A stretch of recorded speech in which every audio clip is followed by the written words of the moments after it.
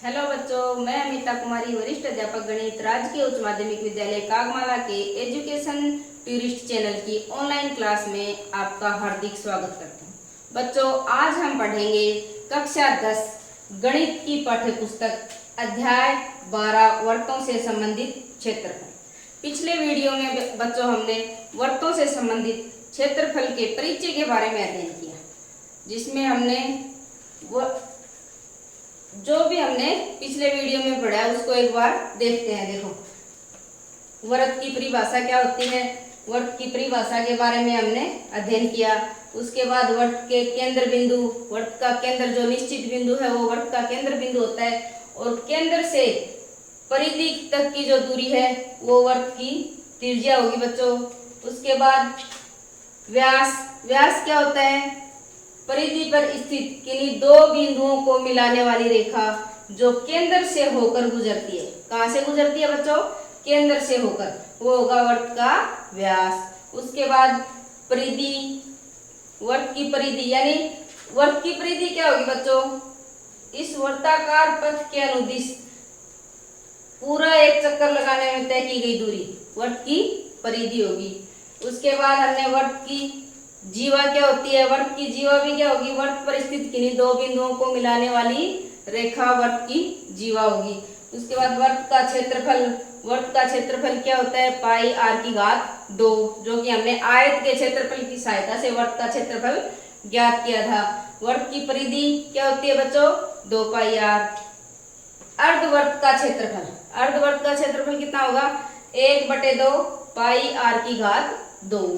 उसके बाद क्या पढ़ा था? अर्धवर्त की परिधि, अर्धवर्त की परिधि क्या होती है बच्चों? पाई आर प्लस 2r। और इससे संबंधित हमने वर्त के क्षेत्रफल और परिधि से संबंधित उदाहरण भी किए थे। अब हम चलते हैं प्रश्नावली 12.1 के अभ्यास प्रश्न पे। तो लेते हैं सबसे पहले प्रश्न नंबर 1। देखो बच्चों क्या दिया हुआ है? जब तक अन्यथा न कहा जाए पाई बराबर 22/7 का प्रयोग कीजिए। यानी जब तक इस पूरी प्रश्नावली में हमें जब तक और मान न दिया जाए तब तक हमें पाई का मान क्या काम में लेना है? 22/7। अब देखो सवाल नंबर 1, दो वर्तों की त्रिज्याएं क्रमशः 19 सेंटीमीटर और 9 सेंटीमीटर है। दो वर्तों की त्रिज्याएं दी हुई है बच्चों। एक वर्त की त्रिज्या 19 सेंटीमीटर और एक वर्त की त्रिज्या 9 सेंटीमीटर। जैसे ये देखो, ये दो वर्त हैं, एक की त्रिज्या 19 सेंटीमीटर और दूसरे वर्त की त्रिज्या है 9 सेंटीमीटर। उससे आगे उस वर्त की त्रिज्या ज्ञात कीजिए, यानी कोई तीसरा वर्त है और उसकी त्रिज्या हमें ज्ञात करनी है जिसकी परिधि इन दोनों वर्तों की परिधियों के योग के बराबर है। यानी हमें ऐसे वर्त की त्रिज्या ज्ञात करनी है जिसकी परिधि, ये जो दो वर्त दिए हैं, एक की त्रिज्या 19 सेंटीमीटर है और दूसरे की त्रिज्या 9 सेंटीमीटर, इन दोनों वर्तों की जो परिधियों का योग है वो तीसरे वर्त की परिधि के बराबर होगा। ऐसे वर्त की हमें त्रिज्या ज्ञात करनी है। तो देखो बच्चों, करते हैं हल।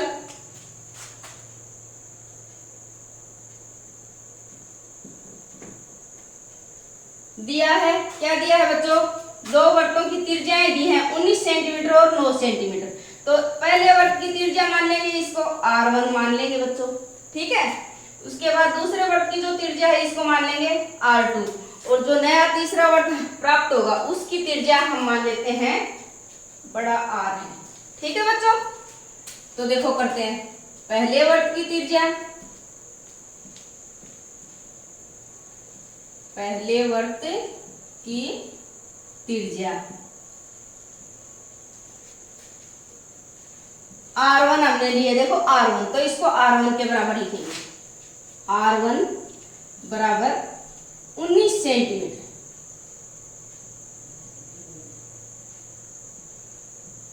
उसके बाद बच्चों दूसरे वर्त की त्रिज्या,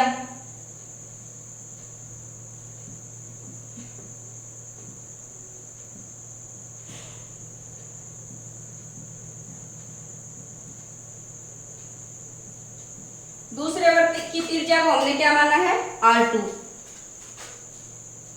तो ये बच्चों R2 किसके बराबर होगी? R2 दी है 9 सेंटीमीटर दी, तो इसको लिख देंगे 9 सेंटीमीटर। और तीसरा वर्त जो इन दोनों वर्तों की परिधियों के योग के बराबर जिसकी परिधि है, इस वर्त की त्रिज्या ये हमारा वांछित वर्त होगा और इस वर्त की त्रिज्या हम मान लेते हैं बड़ा आर है। तो ये मान लिया हमने, तो क्या लिखेंगे बच्चों, माना कि तीसरे वांछित वर्त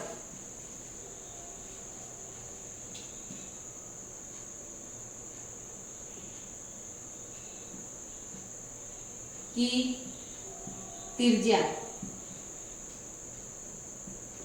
और ये हम मान लेंगे आर सेंटीमीटर।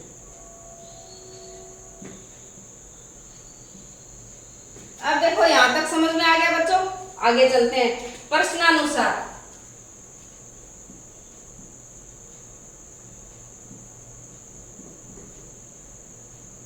प्रश्नानुसार क्या होगा, दोनों वर्त की जो परिधियां हैं उनका जोड़ करेंगे और वो किसके बराबर होगा, जो नया तीसरा वर्त है उसकी परिधि के योग के बराबर होगा। तो क्या लिखेंगे, पहले वर्त की परिधि, पहले वर्त की परिधि प्लस दूसरे वर्त की परिधि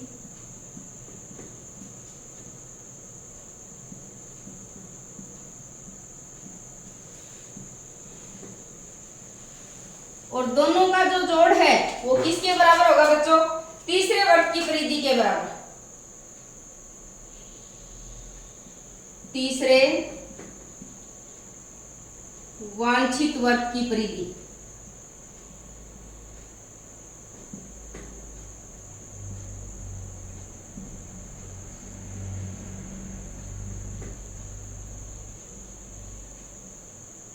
अब देखो बच्चों क्या करेंगे, पहले वर्त की परिधि क्या है, पहले वर्त की त्रिज्या r1, तो परिधि क्या होगी 2 पाई r1। ठीक है बच्चों।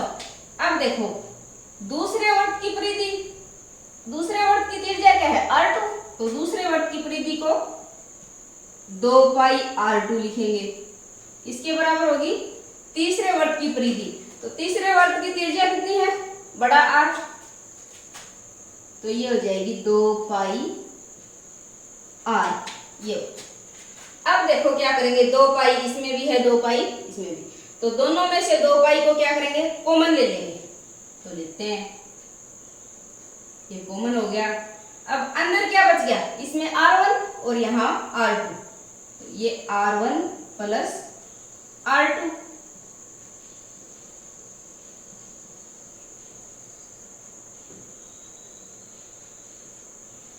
ये देखो बच्चों, अब यहां तक समझ में आ गया। आगे चलते हैं, ये 2 पाई जो है हमने कॉमन लिया, इसको इसके नीचे भेज देंगे। देखो r1 प्लस r2, ये 2 पाई इधर लेके जाते हैं, तो क्या हो जाएगा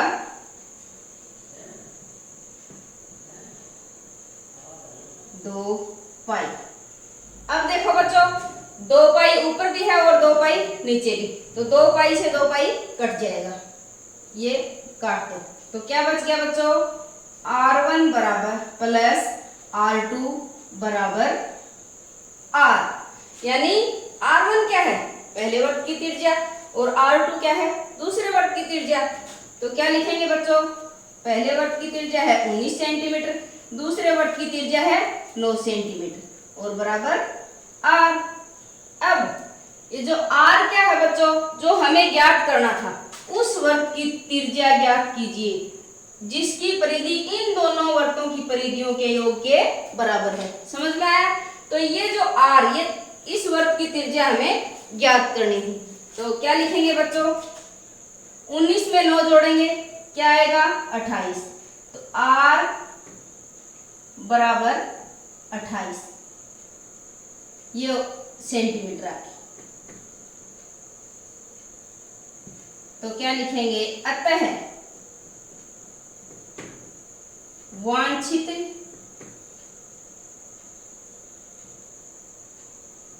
वर्त की त्रिज्या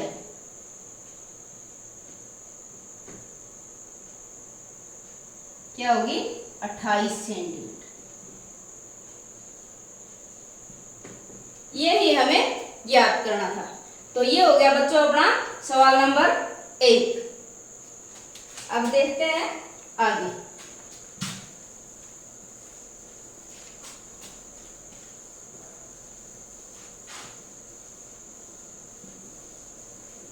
सवाल नंबर 2। तो देखो बच्चों, सवाल नंबर 2 क्या है? दो वृत्तों की त्रिज्याएं क्रमशः 8 सेमी और 6 सेमी है। यानी वही दो वृत्तों की त्रिज्याएं दी हुई है। एक वृत्त की त्रिज्या 8 सेमी है, इसको पहला वृत्त मान, 8 सेंटीमीटर है, इसको पहला वृत्त मान लेंगे।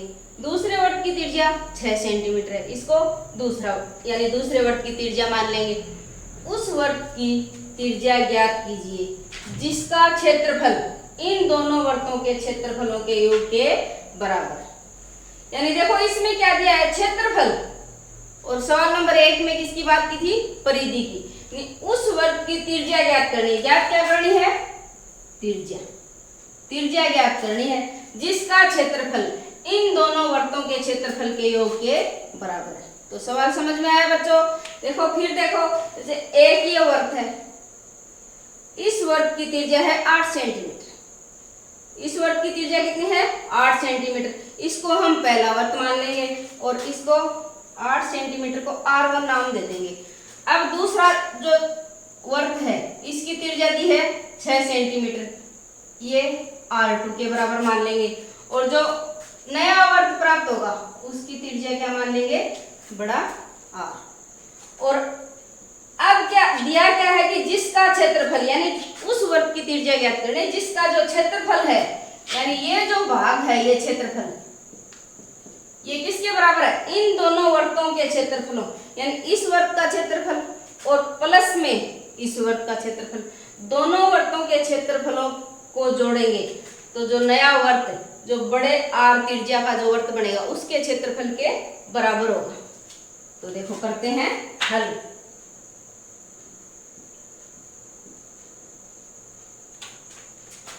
सब जो दिया है वो लिखेंगे। दिया क्या है?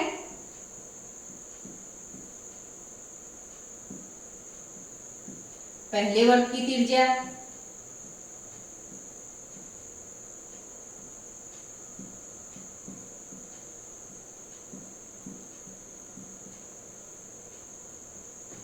पहले वृत्त की त्रिज्या यानी R1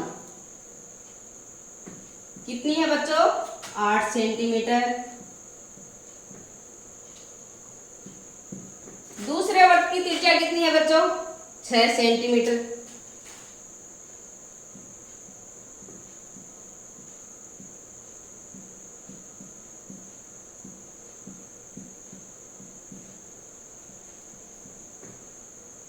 R2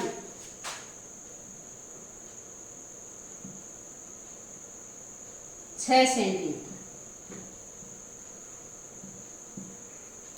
अब जो तीसरा वृत्त है वांछित वृत्त, उसकी त्रिज्या क्या मान लेंगे? 8 सेंटीमीटर। ये हमें बड़ा R ये हमें मानना है। तो क्या लिखेंगे? माना कि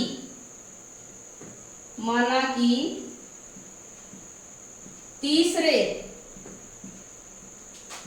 वांछित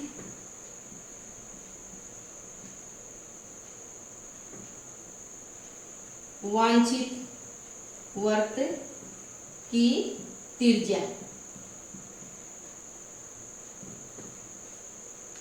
कितनी होगी?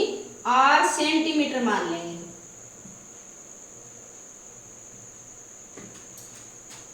यहां तक समझ में आया बच्चों? अब करेंगे प्रश्नानुसार। और प्रश्नानुसार में क्या लिखना है? दोनों वृत्तों के क्षेत्रफलों का जो जोड़ है वो तीसरे वृत्त के क्षेत्रफल के बराबर होगा। प्रश्नानुसार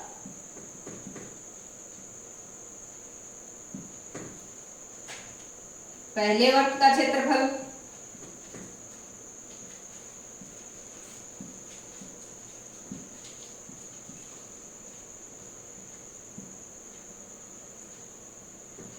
प्लस दूसरे वृत्त का क्षेत्रफल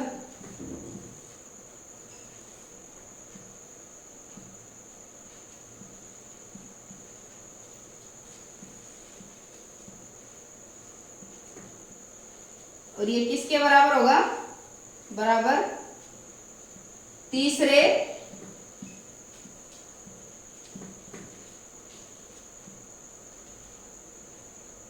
वांछित वर्त के क्षेत्रफल के बराबर होगा।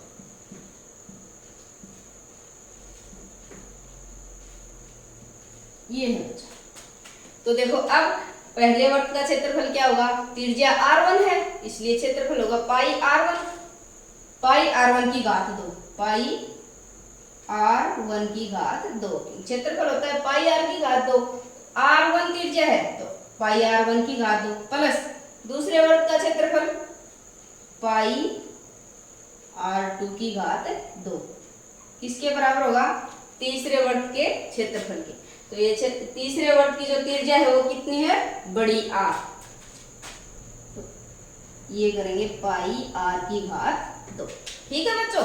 अब देखो पाई इसमें भी है, पाई इसमें भी है, तो पाई को क्या करेंगे, कॉमन ले लेंगे।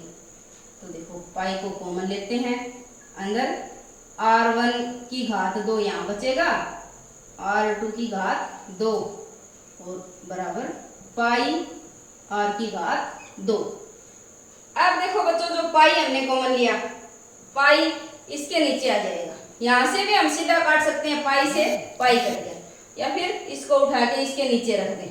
तो देखो नीचे लेके जाती हूँ, r1 की घात 2 प्लस r2 की घात 2 बराबर, और ये पाई r की घात 2 बटे पाई।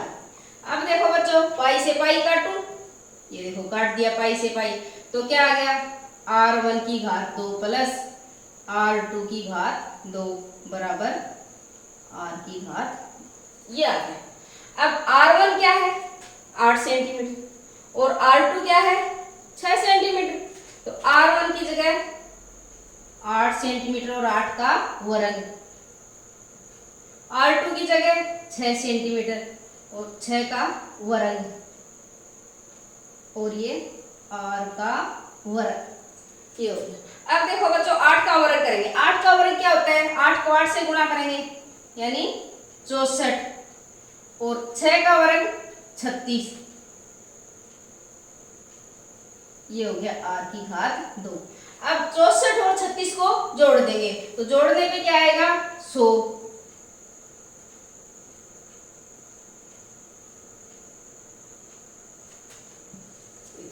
यहां तक समझ में आ गया बच्चों। अब देखो r की घात 2 बराबर 100 प्राप्त हो गया, ये है r की घात 2 100, यानी r का वर्ग कितना है, 100 है। तो अब 100 का वर्गमूल निकालेंगे, ये घात 2 यहां से हट जाएगी और 100 के क्या चिन्ह लग जाएगा, वर्गमूल का, यहाँ पे 2 लगाएंगे। अब देखो r 100 का वर्गमूल करेंगे, तो 100 का वर्गमूल मैं यहाँ पे लिख रही हूँ 10 गुणा 10, 10 गुणा 10, r बराबर, अब देखो इसको ऐसे लिख देंगे 10 की घात 2, 10 गुणा 10 यानी 10 की घात 2 लिख देंगे। तो ये 2 ये कट जाएगा बच्चों, क्योंकि ये जो वर्गमूल है इसका मतलब है 10 की घात, इसका मतलब है 10 की घात 1 बटे 2, और 10 की घात जब 2 होगी, 10 की घात 2 पहले से है, देखो 10 की घात 2 है, और जो ये वर्गमूल में ये जो वर्गमूल है इसका मतलब क्या है कि घात 1 बटे 2, तो देखो 2 से 2 कट जाएगा और क्या बचेगा, 10 बचेगा।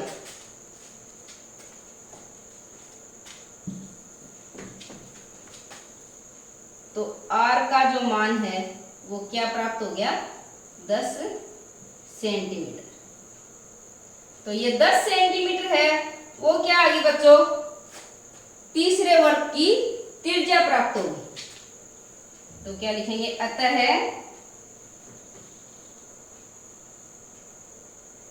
तीसरे वर्त या फिर वांछित वर्त लिख दे, वांछित वर्त की त्रिज्या,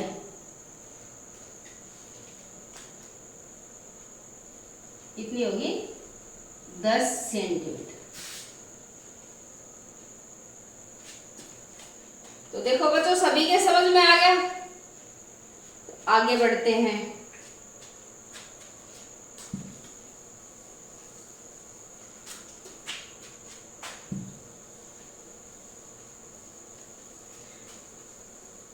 बच्चों 2 सवाल कर लिए हमने।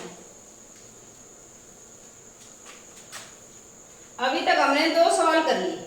अब 2 सवाल करने के बाद तीसरे सवाल पे जाने से पहले हम वलय का क्षेत्रफल, वलय क्या होती है, वलय के बारे में जानेंगे।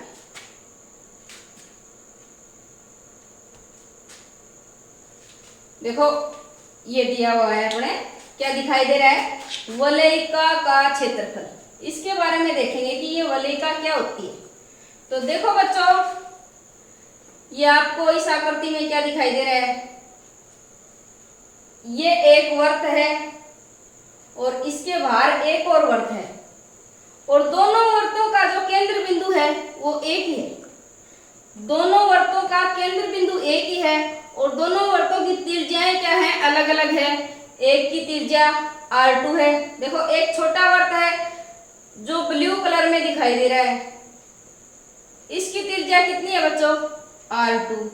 और एक बड़ा, अगर इसको हटा दें यहां से तो बड़ा वर्त है और बड़े वर्त की जो त्रिज्या है वो क्या है, R1।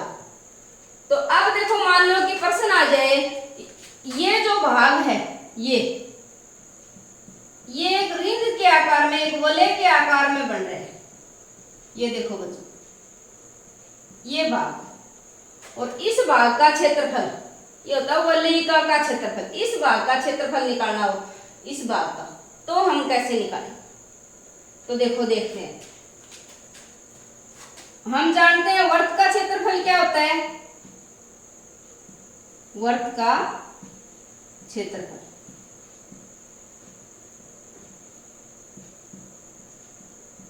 पाई r की घात 2, ये होता है वर्त का क्षेत्रफल। अब इसमें 2 वर्त दे दिए, एक तो बड़ा वर्त और एक छोटा वर्त, और दोनों के जो केंद्र बिंदु हैं, निश्चित जो बिंदु जिसको बोलते हैं वो क्या है, एक ही बिंदु है। ये त्रिज्या, छोटे वर्त की त्रिज्या R2 है और बड़े वर्त की त्रिज्या क्या है, R1। तो छोटे वर्त का जो ब्लू कलर का है इसका क्षेत्रफल क्या होगा बच्चों, छोटे वर्त का क्षेत्रफल।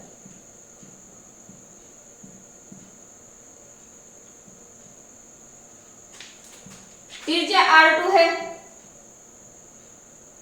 बड़ा R दिया हुआ है, बड़ा R, तो मैं ये ले लेती हूं। छोटे वर्त का क्षेत्रफल ये आ जाएगा। अब बड़े वर्त का क्षेत्रफल क्या होगा,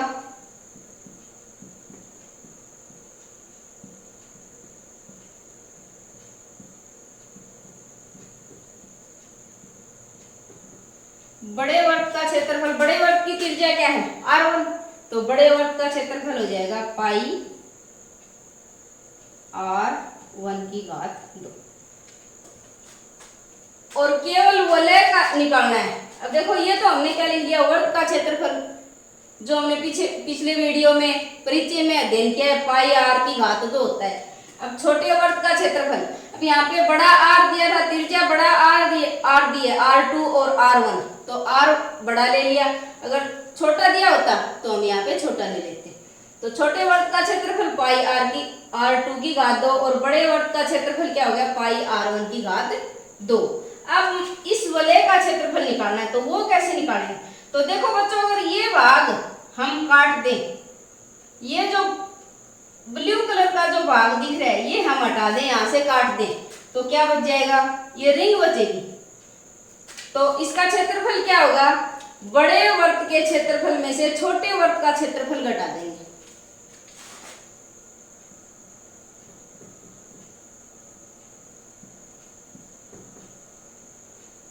वलयिका का क्षेत्रफल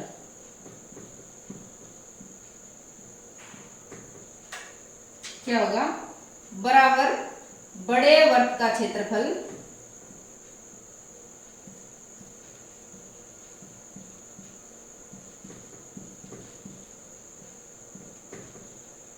माइनस छोटे वर्त का क्षेत्रफल।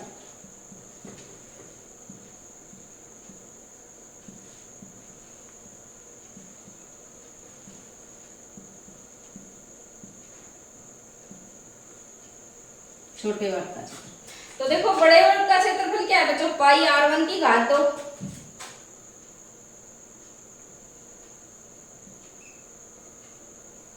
और माइनस छोटे वर्त का क्षेत्रफल पाई r2 की घात 2।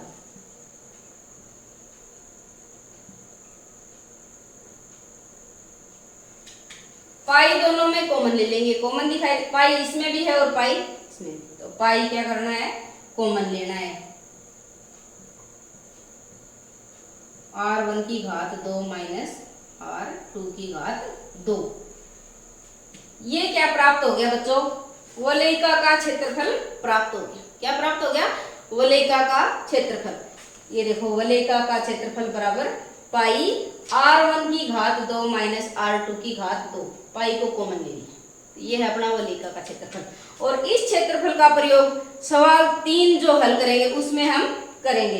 तो बच्चों अच्छे से समझ में आ गया वलयिका का। देखो एक बार फिर देख लो, वलय किस प्रकार से, मतलब इससे संबंधित जो प्रश्न आएंगे वो किस तरह के हो सकते हैं। जैसे एक वर्ताकार पथ दे दिया कि वर्ताकार पारक है और उसके बाहर, वर्ताकार पारक के बाहर पथ है 2-2 सेंटीमीटर की चौड़ाई, मान लो 1-1 सेंटीमीटर की, तो इस पथ का क्षेत्रफल ज्ञात करना हो। या फिर और भी अन्य तरह के सवाल भी आ सकते हैं, तो उसका जो क्षेत्रफल हम निकालेंगे तो क्या करेंगे, वलयिका का क्षेत्रफल, ये हम सूत्र काम में, यानी इस पथ का या इस वलय का, ये जो रिंग है या चौड़ी पट्टी कहे, इसका क्षेत्रफल निकालने के लिए हम इसका प्रयोग करते हैं। ठीक है बच्चों, तो देखो सवाल करके देखते हैं। सवाल नंबर 3,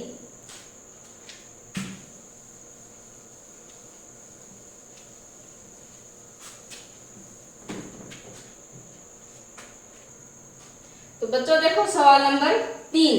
सवाल नंबर 3 में क्या है, आकृति 12.3 एक तीरंदाजी लक्ष्य को दर्शाती है।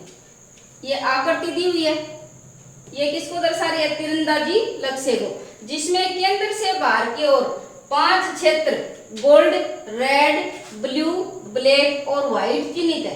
देखो बच्चों ये केंद्र है, पांचों जो आकृतियां हैं उनका केंद्र ये है, और केंद्र से जो बाहर है कौन कौन सी 5 क्षेत्र दिए हुए हैं। एक तो गोल्ड, ये देखो ये गोल्ड लिखा हुआ, उसके बाद ये रेड, फिर ब्लू, ब्लैक और व्हाइट, तो जिनसे अंक अर्जित किए जा सकते हैं। गोल्ड अंक वाले क्षेत्र का व्यास 21 सेंटीमीटर है। अब जो गोल्ड क्षेत्र है, जो इसका जो व्यास दिया है, यानी यहां से यहां तक की जो दूरी और जो केंद्र से होके जाए, ये कितनी है बच्चों, 21 सेंटीमीटर है, 21 सेंटीमीटर है। तथा प्रत्येक अन्य पट्टी, अन्य दूसरी जो पट्टियां हैं वो 10.5 सेंटीमीटर चौड़ी। जो गोल्ड के बाहर बच्चों देखो, जो रेड कलर की, ब्लू कलर की, ब्लैक और व्हाइट जो पट्टी हैं उनकी चौड़ाई दी हुई है, तो उनकी चौड़ाई कितनी है, 10.5 सेंटीमीटर चौड़ाई है। अंक प्राप्त करने वाले इन 5 क्षेत्रों में से प्रत्येक का क्षेत्रफल ज्ञात कीजिए। हमें प्रत्येक भाग का क्षेत्रफल ज्ञात करना है, गोल्ड का, रेड का, ब्लू का, ब्लैक का और व्हाइट का। तो देखो बच्चों बहुत ही सरल है ये प्रश्न, बस थोड़ी कैलकुलेशन, जो गुणा भाग हैं थोड़े हार्ड होंगे, बाकी बहुत ही सरल है। अब जो अभी हमने जो वलय पढ़ी है, वलय का क्षेत्रफल इनमें काम में लेना है। तो देखो करते हैं किस प्रकार से करेंगे। सबसे पहले देखो गोल्ड, देखो इसको, गोल्ड का व्यास क्या दिया है बच्चों, 21 सेंटीमीटर दिया है। तो गोल्ड भाग की जो त्रिज्या है वो क्या हो जाएगी, 21 में भाग लगाएंगे किसका, 2 का। व्यास की आती होती है त्रिज्या, तो 21 में 2 का भाग लगाएंगे तो क्या आएगा, 10.5। ये गोल्ड की त्रिज्या प्राप्त होगी अपने को। ये इसको R1 मान ले, हम क्या मान ले, R1। तो गोल्ड भाग की त्रिज्या देखो एक ज्ञात करेंगे पहले,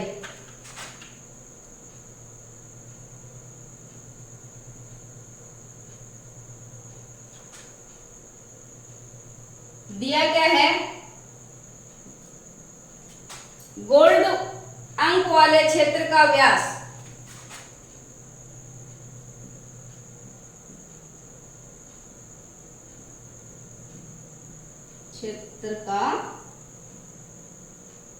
दिया है। कितना है बच्चों, 21 सेंटीमीटर। कितना है, 21 सेंटीमीटर।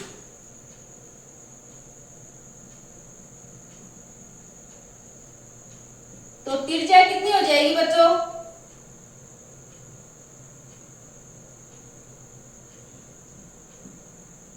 गोल्ड अंक वाले क्षेत्र की त्रिज्या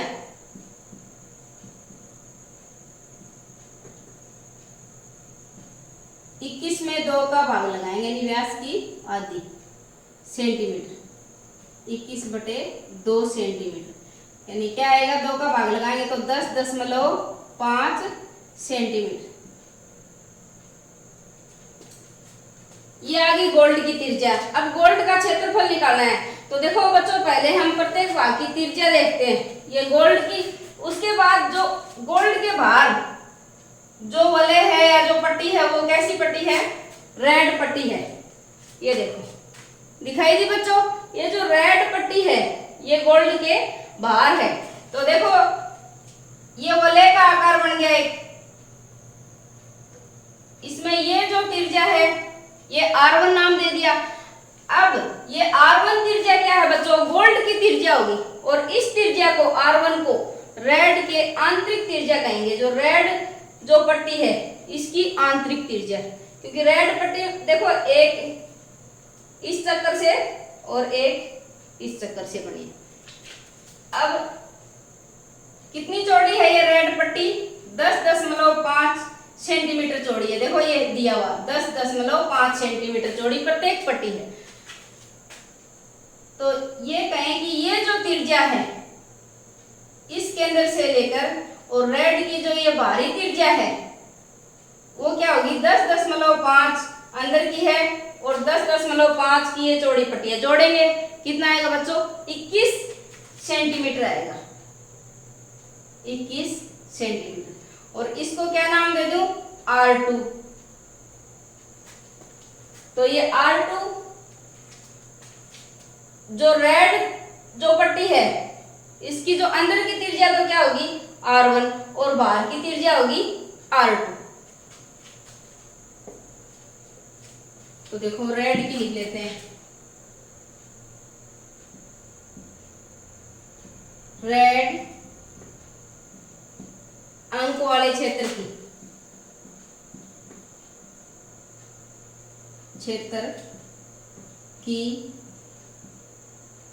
आंतरिक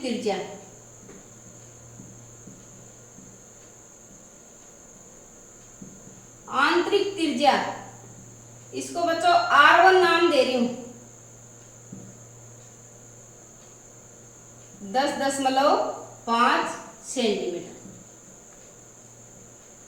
और ये जो गोल्ड की त्रिज्या थी ये भी R1 होगी बच्चों, यहां मैं लिखना भूल गई थी, ये होगी R1, ये R1।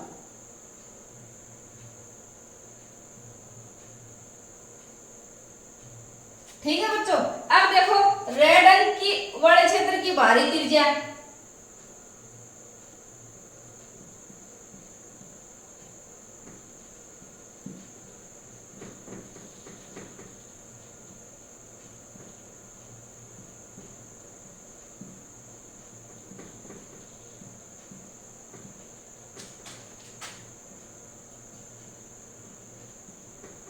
इसको क्या नाम दिया, R2। क्या नाम दिया बच्चों, R2। और ये कितनी होगी, 10.5 ये है और 10.5 ये, दोनों को जोड़ने पे कितनी प्राप्त हुई, 21। देखो ये लिखा हुआ 21। ठीक है बच्चों, ये होगी अपनी 21 सेंटीमीटर। अब जो अगला भाग आता है, ब्लू जो पट्टी है, ये ब्लू पट्टी, इसकी त्रिज्या, ये देखो ब्लू पट्टी आ गई अब देखो बच्चों, R1 गोल्ड की होगी, R2 रेड की, R1 रेड के अंदर की है और R2 रेड की बाहर की। अब क्या करेंगे, ये देखो ये जो त्रिज्या है ये यहां तक की इस बिंदु से चल रही है, तो ये इसको नाम देते हैं R3। केंद्र बिंदु से ब्लू के जो बाहर की जो त्रिज्या है, बाहर की त्रिज्या ये R3 और अंदर की त्रिज्या है वो क्या होगी बच्चों, R2। तो क्या लिखेंगे, अंक वाले क्षेत्र की आंतरिक त्रिज्या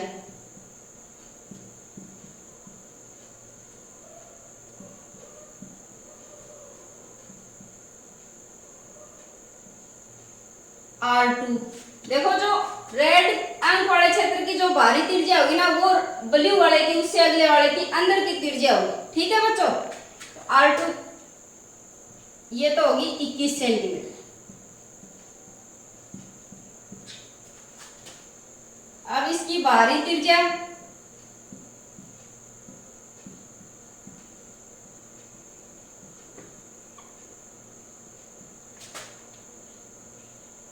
R3, बाहरी त्रिज्या यानी ये जो पट्टी है 10.5 सेंटीमीटर चौड़ी है, तो इसमें 21 में 10.5 और जोड़ देंगे तो ये हो जाएगी 31.5 सेंटीमीटर।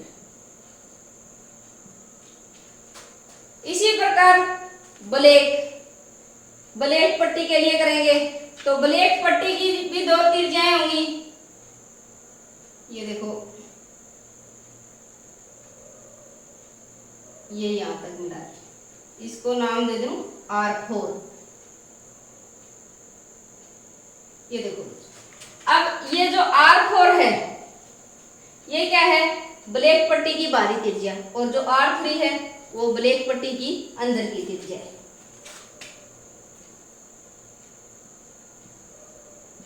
ब्लैक पट्टी या ब्लैक अंक वाले क्षेत्र की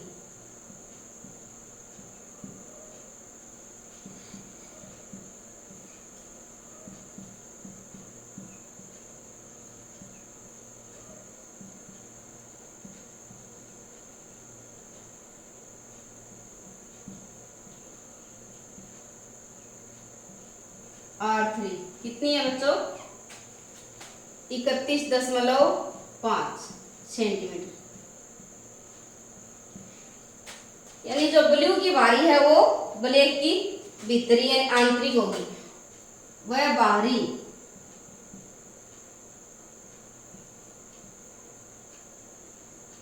त्रिज्या कितनी होगी, R4। तो इसमें 10.5 और जोड़ देंगे तो क्या आएगी बच्चों, 42 आएगी। देखो ये लिखा हुआ,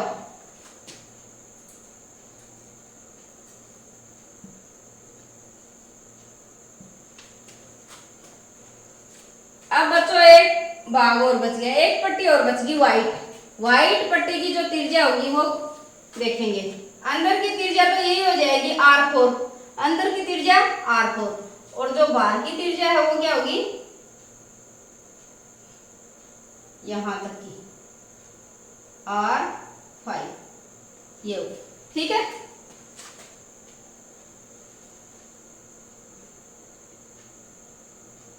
व्हाइट अंक वाले क्षेत्र की आंतरिक त्रिज्या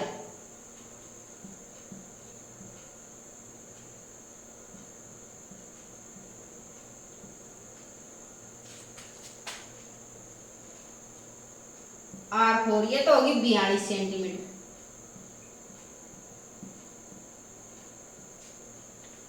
उसके बाद व्हाइट क्षेत्र अंक वाले क्षेत्र की जो बाहरी त्रिज्या होगी वो क्या होगी,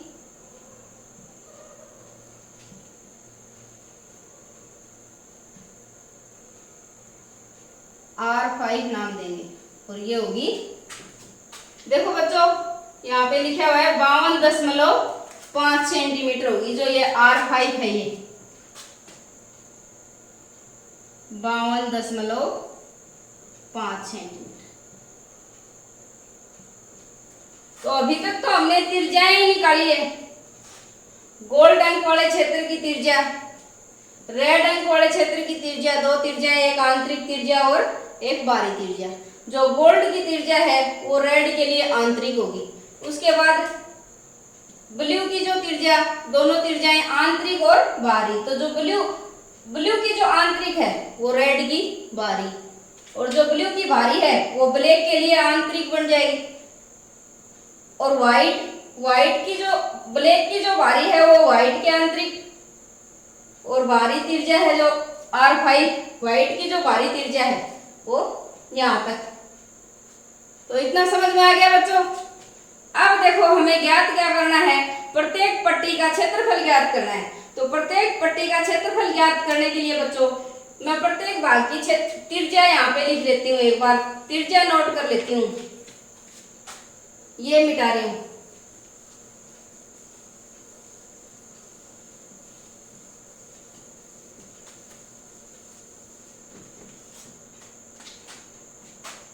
R1 कितना है, 10.5 सेमी।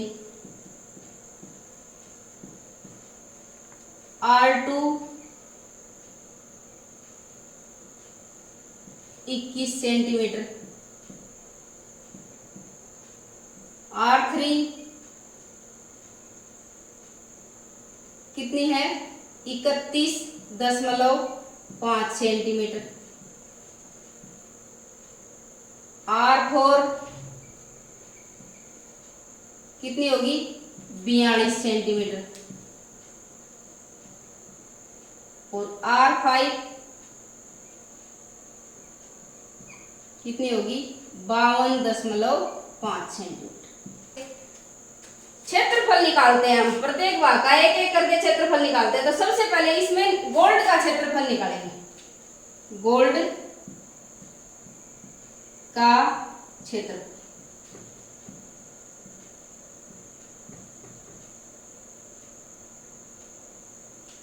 गोल्ड का क्षेत्रफल क्या होगा बच्चों, पाई R1 की घात 2, क्योंकि जो त्रिज्या है वो क्या ली है हमने, R1 ली है। तो ये हो जाएगा पाई का मान 22/7, और R1 क्या है बच्चों, 10.5 की घात 2, यानी 22/7 गुणा 10.5 गुणा 10.5। ठीक है बच्चों। अब देखो क्या करेंगे, ये गुणा करेंगे और 7 का भाग लगाएंगे, काटेंगे। तो देखो क्या प्राप्त होगा, 7 एकम 7, 7 एकम 7 और 3 बच गए, 35 हो गए। तो 7 पंजू 35। अब इनका गुणा करेंगे, 22 गुणा 1.5 गुणा 10.5। ठीक है बच्चों। अब गुणा करने पे हमें क्या प्राप्त होगा, गुणा करने पे जो प्राप्त होगी वो राशि होगी 346.5। क्षेत्रफल है तो इकाई क्या आई बच्चों, वर्ग सेंटीमीटर। ठीक है बच्चों, ये हो गया गोल्ड का क्षेत्रफल। अब करेंगे हम रेड का क्षेत्रफल, रेड पट्टी का क्षेत्रफल।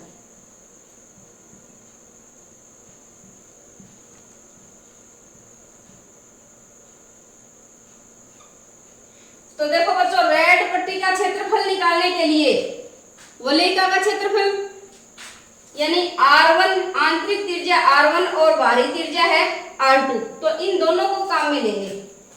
तो जो सूत्र है वो क्या होगा, पाई, बड़ी त्रिज्या कौन सी है, बड़े वर्ग की त्रिज्या में से छोटे वर्ग की त्रिज्या घटाएंगे, यानी R2 में से R1 घटाएंगे, माइनस पाई R1 की घात 2। तो देखो बच्चों, पाई कॉमन ले लेंगे। R2 क्या है देखो, 21 सेंटीमीटर, 21 का वर्ग माइनस R1 10.5 सेंटीमीटर, तो इसका वर्ग। पाई का मान रखेंगे बच्चों 22/7 और 21 का वर्ग, 21 का वर्ग क्या होगा बच्चों, 21 को 21 से गुणा करेंगे तो आएगा 441।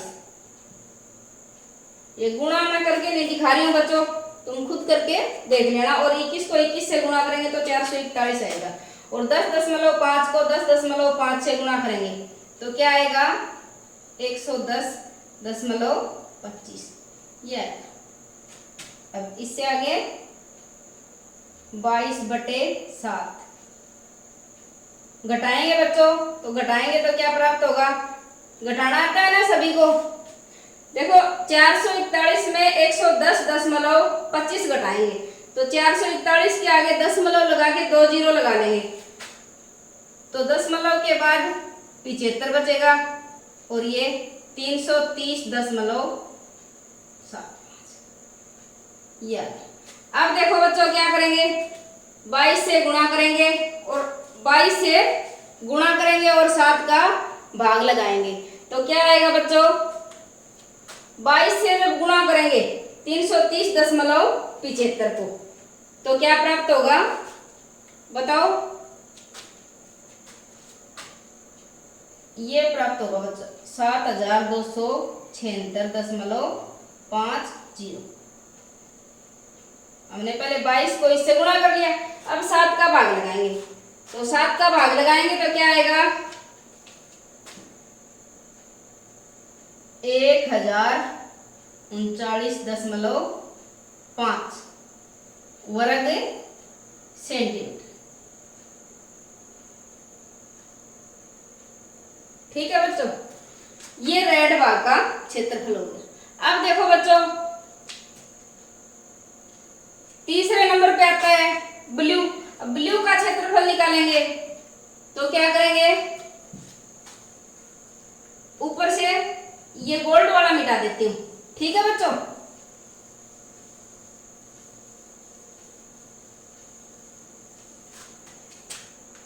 ब्लू का क्षेत्रफल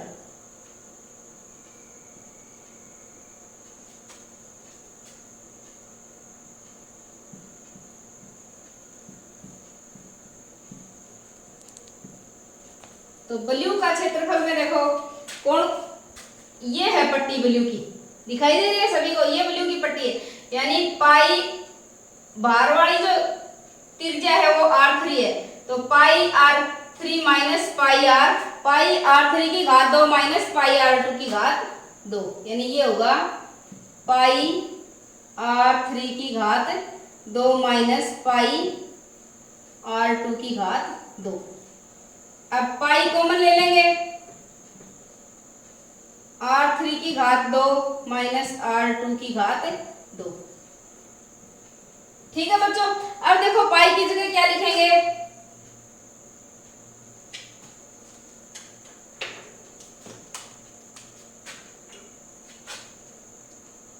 बाईस बटे 7 और R3 क्या है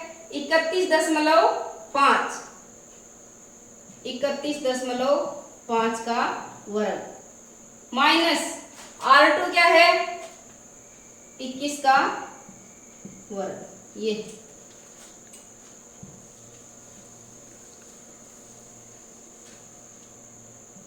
फिर 22/7 और अभी 21.5 का क्या करना है अपने को, वर्ग करना है तो क्या आएगा 31.5 का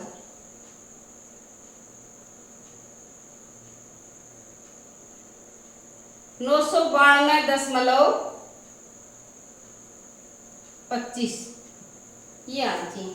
यही आएगा क्या बच्चों, हाँ यही आएगा। माइनस 21 का जो वर्ग करेंगे वो क्या आएगा 441।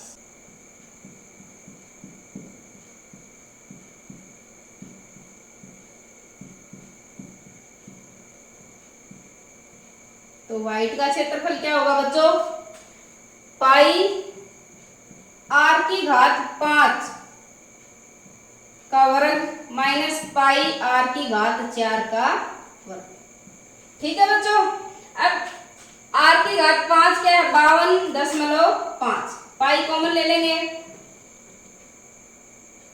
r की घात 5 का वर्ग माइनस r की घात 4 का वर्ग।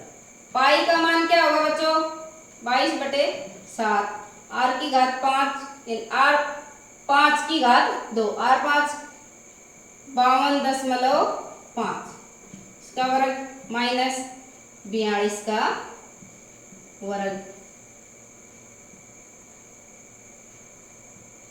तो अब देखो 52.5 का वर्ग करेंगे तो 52.5 का वर्ग क्या होगा, 2725.25, ये होगा 2725 नहीं 56 होगा, और ये होगा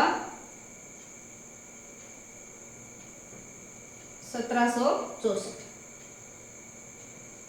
अब बच्चों क्या करना है, हमें इन दोनों को घटा देना, और जो घटाने पे राशि प्राप्त होगी वो क्या होगी बच्चों, 992.25, 992.25, 992.25 को 22 से गुणा करना है, 22 से गुणा करेंगे तो क्या आएगा, 21,829, 21,829.5, और 7 का भाग लगाएंगे। अब 7 का भाग लगाएंगे तो क्या आएगा, 3118.5 वर्ग सेमी प्राप्त होगा।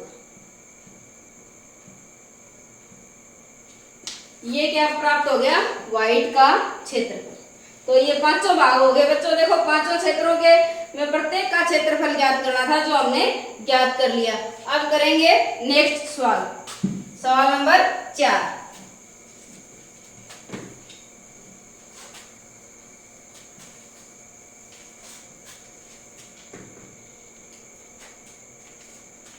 तो देखो बच्चों सवाल नंबर 4 में क्या दिया है, किसी कार के प्रत्येक पहिए का व्यास 80 सेंटीमीटर है। यदि यह कार 66 किलोमीटर प्रति घंटे की चाल से चल रही है तो 10 मिनट में प्रत्येक पहिया कितने चक्कर लगाती है, ये दिया।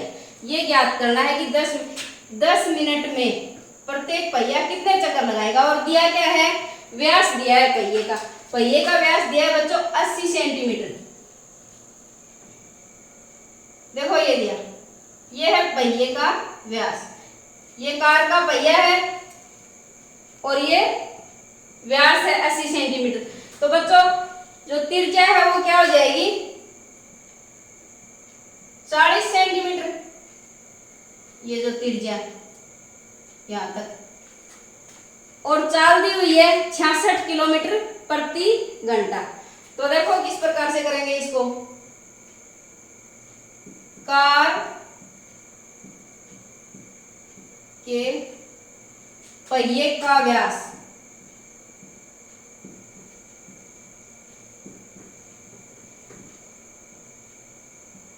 80 सेंटीमीटर। कार के पहिए का व्यास है 80 सेंटीमीटर। तो कार की जो इस पहिए की जो परिधि है वो क्या होगी, तो परिधि क्या होगी,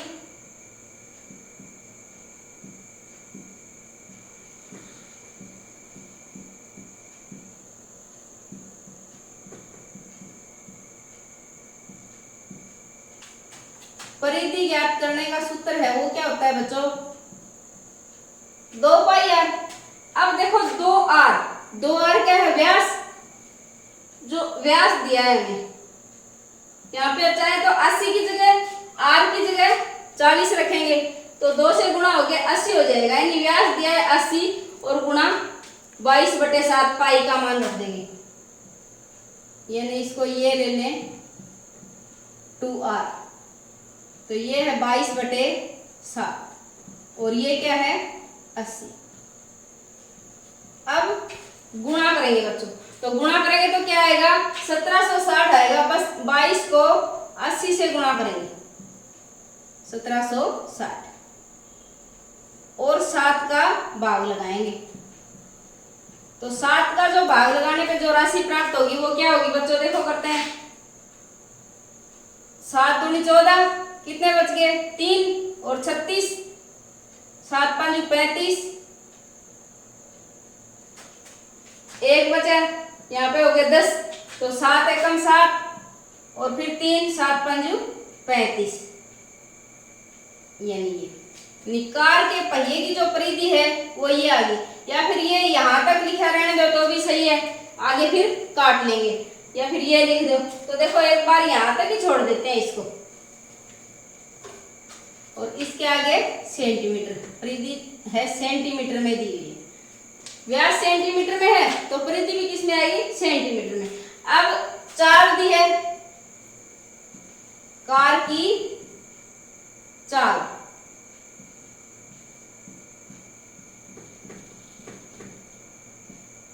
चाल क्या दी है बच्चों, 66 किलोमीटर प्रति घंटा ये दिए।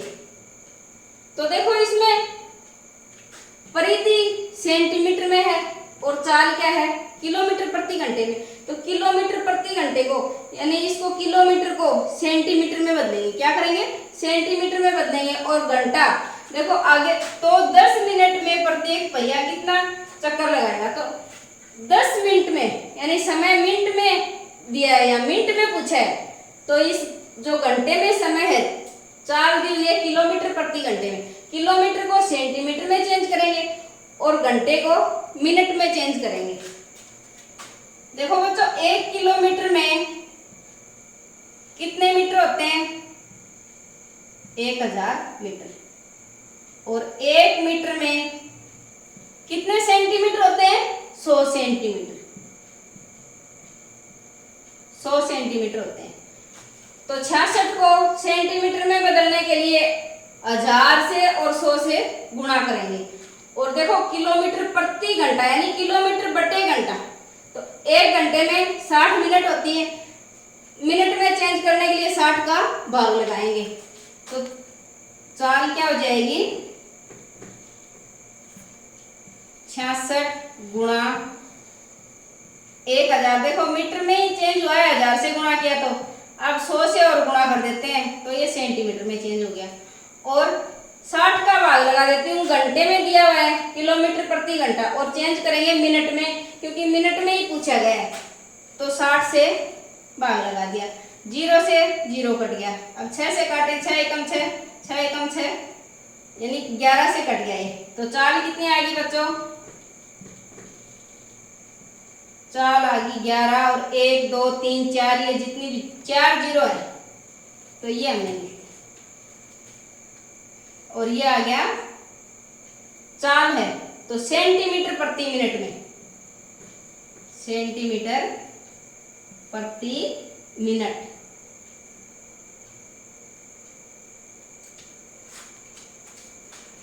यानी 1,10,000 सेंटीमीटर प्रति मिनट चाल। यानी इसे क्या समझे बच्चों आप, सेंटीमीटर प्रति मिनट से, यानी 1 मिनट में जो चाल है कार की वो कितनी है, 1,10,000 सेंटीमीटर। ठीक है बच्चों, अब हमें ज्ञात करनी है 10 मिनट में। तो 10 मिनट में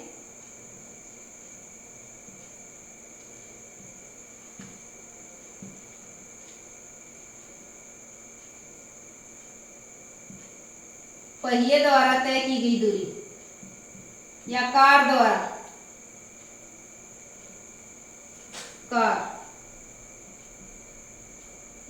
तय की गई दूरी। देखो बच्चों ये 1 मिनट में तय की गई दूरी है, ये इतनी। अब 10 मिनट की बात की, 10 मिनट में कार द्वारा तय की गई दूरी, तो 10 से गुणा कर देंगे।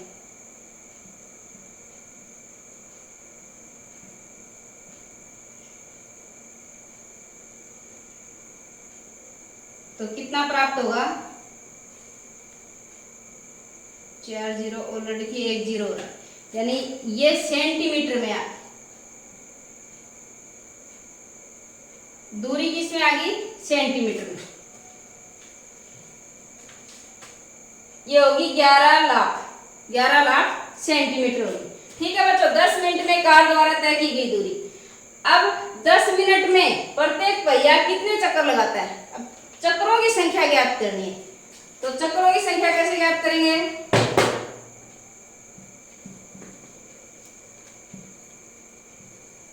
चक्रों की संख्या, चक्रों की संख्या ज्ञात करने के लिए बच्चों जो जितनी कुल दूरी बटे परिधि, यानी एक बार जो पहिया एक बार जो घूमता है वो, चक्रों की संख्या आएगी 10 मिनट में कार द्वारा तय की गई दूरी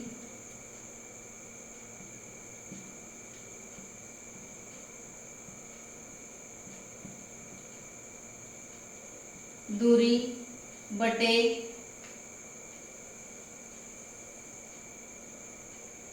परिधि।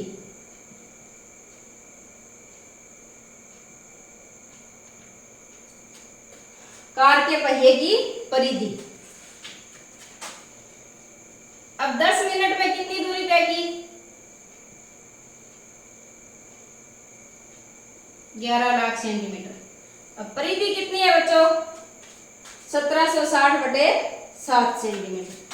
तो ये 1760 और गुणा में 7, ये आ गया।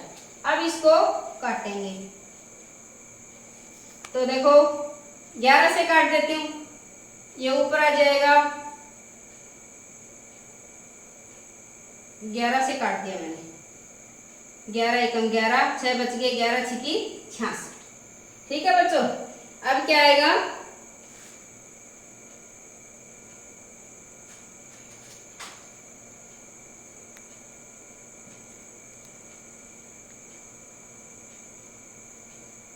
बटे 16।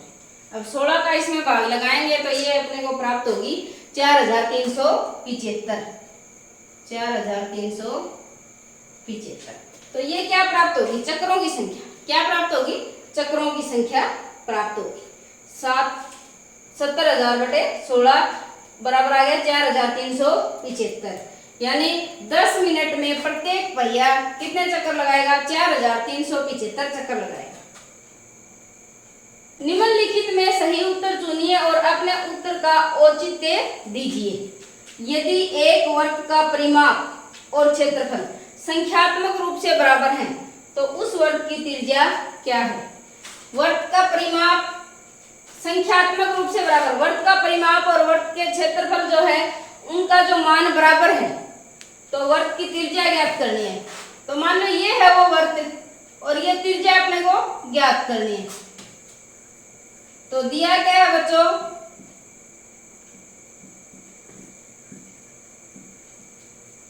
हमें प्रश्न में दिया है वर्ग का परिमाप बराबर है वर्ग के क्षेत्रफल के। वर्ग का परिमाप बराबर वर्ग का क्षेत्रफल।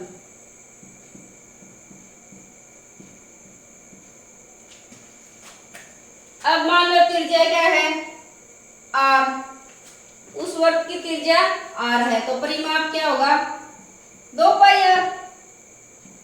और क्षेत्रफल क्या होगा?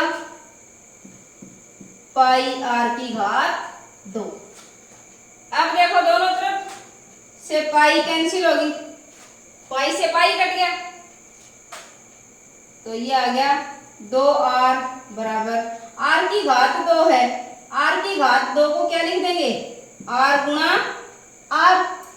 अब एक r से एक r भी कट जाएगा, ये r से r कट गया, तो r का मान 2, यानी त्रिज्या क्या आ गई? 2 मात्रक। वर्ग की त्रिज्या 2 मात्रक। अतः r बराबर 2 मात्रक।